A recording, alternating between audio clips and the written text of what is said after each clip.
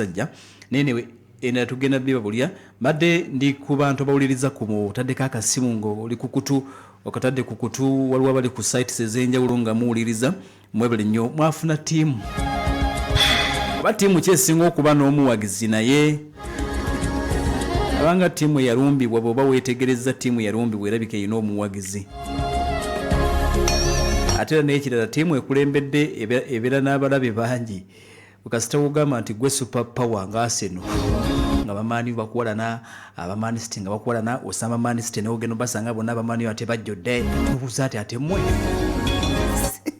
muno naki mu bintu byaffe okitegeera kati munange engeri America gye positioning nga super power erina abalabe bootalabanga kobe Irani kuba towumula bebeerawo buli lunaku Irani kuba befuula nnyo bakagogo Israeli akuba abantu buno bunaku kati naye mumukube era mu ngeri yemu gye babadde bawalanamu Arsenal abawagizi ba ttiimu endala Arsenal bakubye emyaka ena yadde tewangula mu kikube sajja obuli tetubwagala mu bukube ati Mademba bakyakulabirako naye mwebale tugobera bane tugenda kuddamu tusimbule babuulira ekiwalo nga tetunaddamu tewali sina kyengenda babulira wano kintu kyonna kansooka embazeeyo of course wakati mu ddwaniro Nepal. The inside story. Ensonga y'omunda tukutambuze siyonna mu bbanga ttono nnyo. Amawulire n'okwekenneenya ensonga ssemasonga mu program The Inside Story ensonga y'omunda ekutuusibwako MTN everywhere you go. Tuli ne MTN bewongera okayaka nti bateekamu nate ensimbi okutuusaako byonna byogenda maaso n'okabika nti owulira yenza omukugulu konohu katongera okabika nti tukuwa amawulire nga bwe tugenda maaso n'okuba nti tugafuna okusooka munda mu ggwanga etibwa erya Israeli ba analyst Isiraeli ba analyst muna mu ggwanga erya Israeli tutegedde nti bagamba nti waliwo a sense of disappointment and confusion mu ggwanga lya Israeli waliyo a sense of disappointment and confusion bagamba nti agala tutulekamu Isiraeli nti batandise bagamba nti America ebyokuteesa ate byadde tukuba omusajja tumumalirize era nti Netanyahu newo cabinet tebabitegeera bagamba sajja akyatukuba ssebo omusajja akyali w'amaanyi tetuyinza mujjako ngalo kano kadde kati nti waliwo disappointment bali disappointed amaanyi gabawedde abaisirairi America agamba atya mbu tuteese obudde bukyali it is too early ogamba nti oteesa ne Iran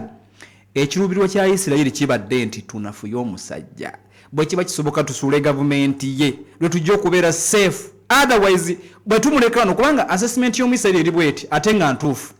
Isirairi egamba nti bwe tuleka abasajja nga gavumenti tugisudde okitegeera America Trump batuyamba twagenda ffenna mu lutalo naye bwe tubaleka nga tetubasudde abo abasajja mu bbanga ttono bagenda kuddamu byonna ate nga kyekituufu nasinzira wano ne mbagamba nti Iran bwesigalawo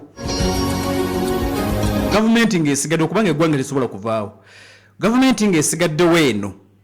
nga mugitaba asigaddewo oba omulala yenna ne botamugitaba naye nga bagisigazza suubira nti bagenda kubeera bakambwe nnyo bagenda okukola ne byotasuubira ekitaasa Isirairi kubanga yasinga okuwetaaga olutalo luno lugwe nga Iran esaanyiziddwawo ekibataasa Iran kusaanyizibwawo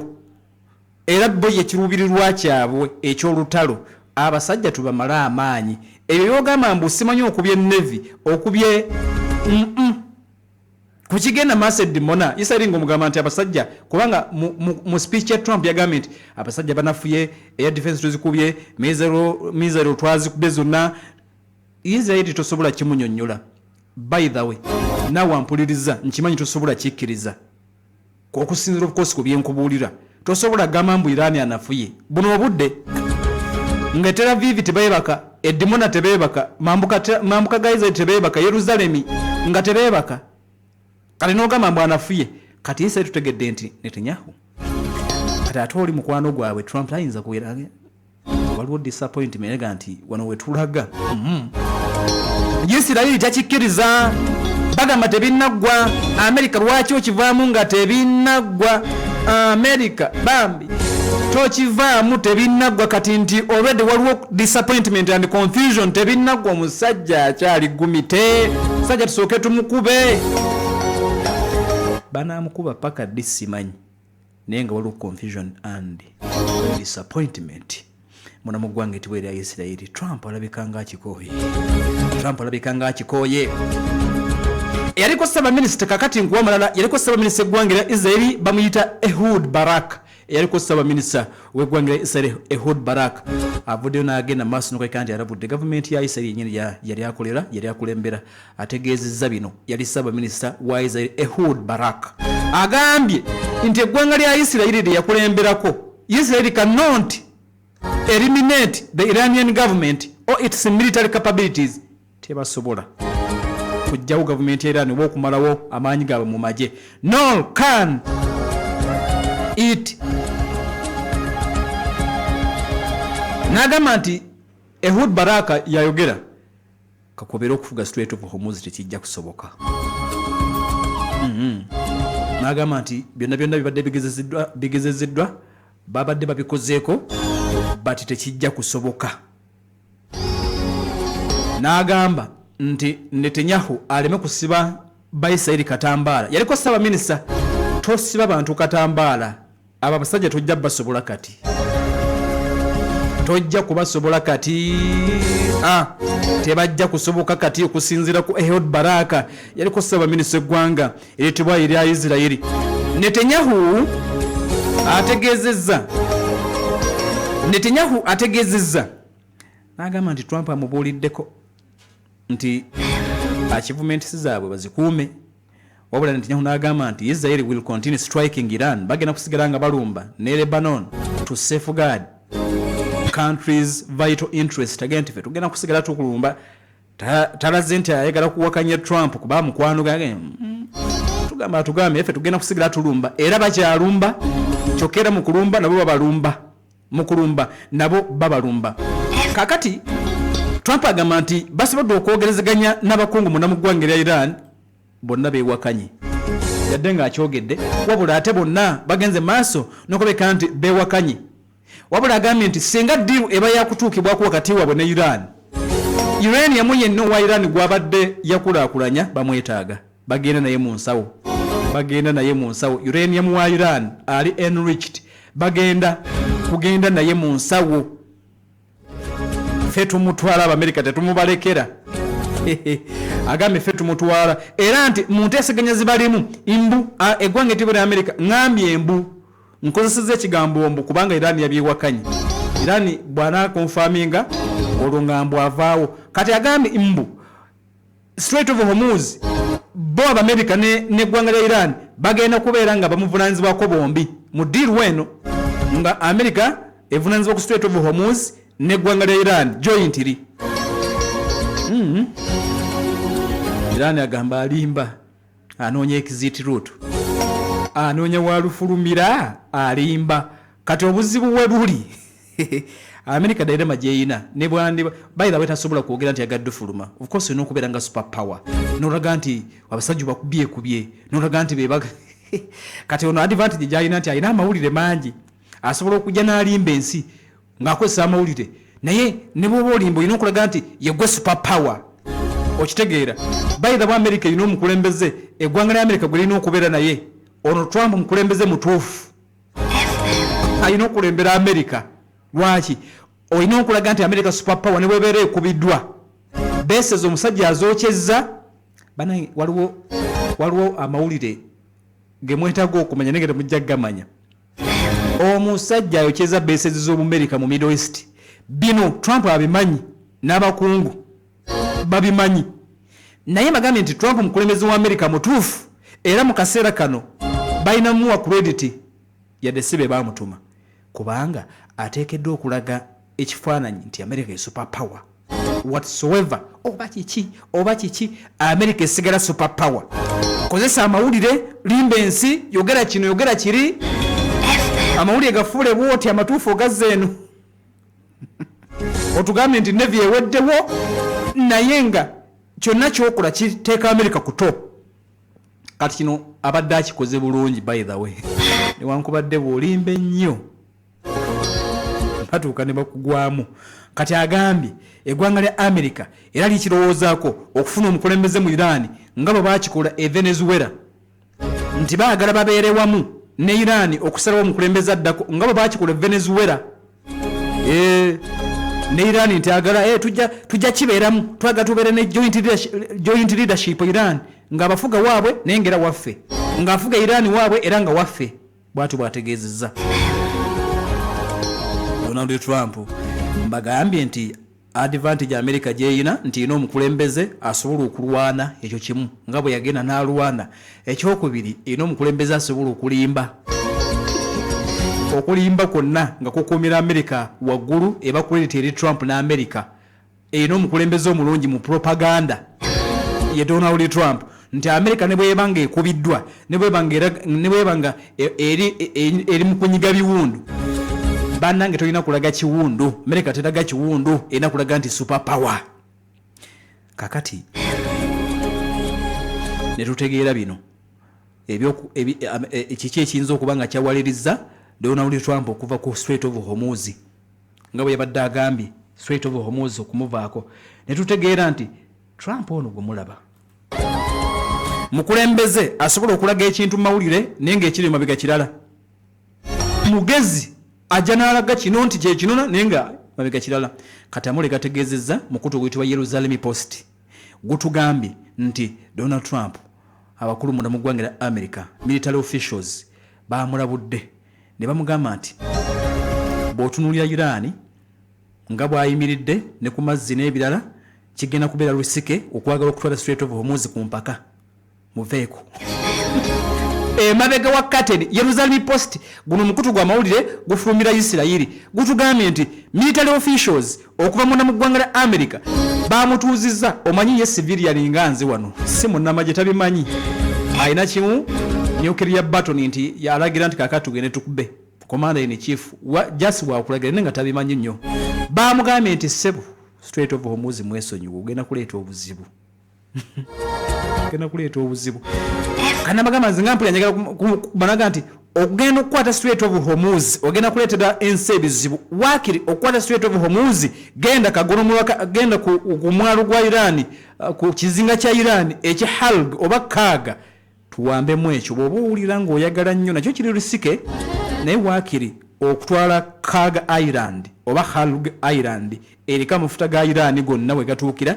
ne baga processing raawo wennyini okusinga Strait of Hormuz era ebyokugamba nti akwata emmere z'amajja zitwale mu Strait of Hormuz yabivuddeko ba military experts ne ba military advisors bamugambye nti eri pesafu era Strait of Hormuz lireke pesafu munange n'akita pesafu n'agenda maaso n'okabika nti ekyo yakivuddeko naye nga bw'omanyi nti musajja mulungi wakati mu propaganda n'agamba nti ngenda kubakubira amasannyalaze naye nga yakivuddeko dda na zino nnaku 5 zawadde Iran kubanga abadde alina obba kubanga essaawa 48 ziweddeko okuba amasannyalaze gaabwe ennaku 5 mugezi abakulu batugambye nti we zinaggwerako ng'afunye ekirala ekyo tugamba tajja bakuba tajja kuba amafuta ga masannyalaze ga Iran tekisuubiddwa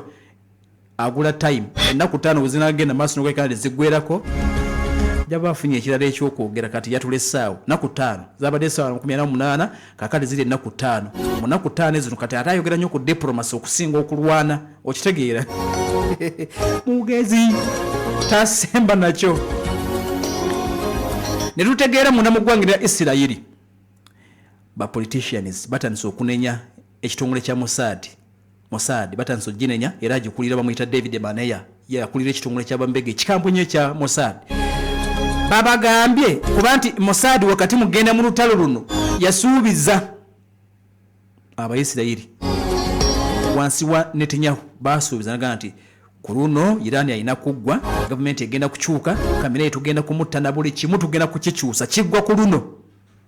kakati nti bannabyabufuzi abamu batandise okunenya akulira Mossad David Baneya bamugamba sebo kiki ekigenda maaso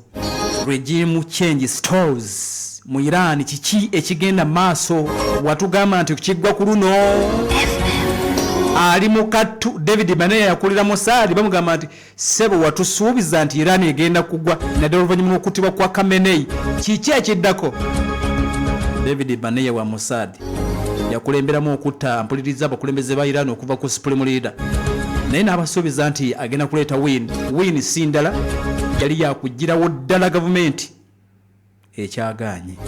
obubonero bw'okuvaawo bwa gavumenti ya Iran tewali yadde tewali kakati nti ali under pressure bannabyabufuzi batandise okulabika nti bamubuuza owaayi watusuubiza egenda kugwa kiki ekiganye embeera nga bwetambula Iran Navy kakati wetugenze amagye aga Iran ag'oku mazzi gagamba nti galiko drone endala 2 ezeggwanga lya America bazikubye drone endala 2 ezeggwanga lya America gagenze maaso nokulabika nti gazikubye era bagamba nti kasookedde nga lutandika mukutu gwetwa Press TV gufuumire Tehran bagamba nti kasookedde nga lutandika drones 129 zizakakubwa bagamba nti bakakuba drones 129 ezeggwanga lya America jokera nti drones za America size eza Iran eza America zigula buwanana n'eza Israel Hamas nezi MQ zigula buwanana kakati Navy ya Iran yetugambye nti defensive and anti-aircraft systems zisobodde okulabika kandi zikuba drone endala 2 kati bakakuba nti 129 atuliriza Irani onako oluyisera lubasindise wevu n'amansanvu mukaaga wabula bafulumiza ekifaananyi waliwo omuzinga gumu bagusibyeko posta abairani balina effujjo mu ngeri emu oba endala balina omuzinga gumu bagusibyeko posta ya Donald Trump bafunye omuzinga nga tebannaguta ne bagusibako posta ya Donald Trump kakati posta eyo nga Donald Trump alina ebigambo byayogera ngagamba help me open Hormuz help me munyambe tugule Strait of Hormuz mujje munyambe tugulewo baatadde ekifaananyi kya Trump kati ne bateekawo ebigambo nti byebadde ayogera nga bigamba help me open Hormuz mujje munyambe bannange tugule Hormuz ne bagusindika ne gugenda baguleko ekifaananyi kye n'ebigambo ebyo help me open Hormuz bayirani bafujjo mu ngeri emu oba endala kakati omukulembeze w'eggwanga lya Isirairi bamuyita Isaac Herzog ye president eggwanga lino mu nkola gye balina ey'obwa Ssaabaminisita ne president Ssaabaminisita abeera asinga okuba n'amaanyi era ye mukulembeze yennyini w'eggwanga naye balina ne president abawa mikolo okusinga bamuyita Herzog Isaac president w'eggwanga eryo kati amawulire agaliwo ono abadde ayitaayita abadde alambula ekitundu bakiyita Kiryat Shimona mambuka g'eggwanga etibwa erya Isirairi abadde ayambuka era abadde aliyo ayogera agamba era Israeli tukyalwana tugenda ku defeating omuntu yenna tugenda kuba omuntu fa abayisraeli tuli bakambwe abadde akyabyogera rocket nejja negendeeko kumpi ni wabadde bamudusizza bakomanda bamukuuma balabiddwako nga bamuddusa emisinde president gwe bayita Isaac Herzog wa Isiraeli ekikompola kigudde kumpi ni wabadde ayogerera titutegedde kivudde mu Hezbollah kubanga abadde mu kitundu kya mambuka abadde ali mu kwogera ekikompola ne kigenda kigwa kumpi ne wabadde emisinde ne giddako n'akwata ku bigere alaba obomuka mweguli gubadde mweguli n'adduka emisinde n'avaawo kabadde kasatiro Isaac Herzog rocket egudde mu kifo wabadde ayogerera president wa Isiraeli ye Netanyahu mugezi bwe bakuba ku makya Shimona oba Aradi avayo kawungeza asoka n'asindikayo bano ba Gideon Sal n'asindika ba Itamar Ben-Gvir n'asindika ba Israel Katz yajja kiro atekako ekigirikooti nga buwungedde nagana leka gwe abaana bambikadde bagende banzita ebyaddala kati ajja kiro Netanyahu ajja kiro ajja buwungedde kakati tulabano bwe bakubye Tel Aviv ogenda kusooka kulaba Israel Katz nga bazze nga balambula omukulu ajja kawungezi ajja kawungezi tajja misana beranga bagenda maaso nuko bekanti obolyawo etambula mukulembeze eggwanga lya America vice president in fact bamuyita JD Vance naye akutte essimu n'ayogera ne Trump n'ayogera ne Netanyahu akutte essimu n'ayogera ne America agenda kuva mu lutalo obonero obuliwo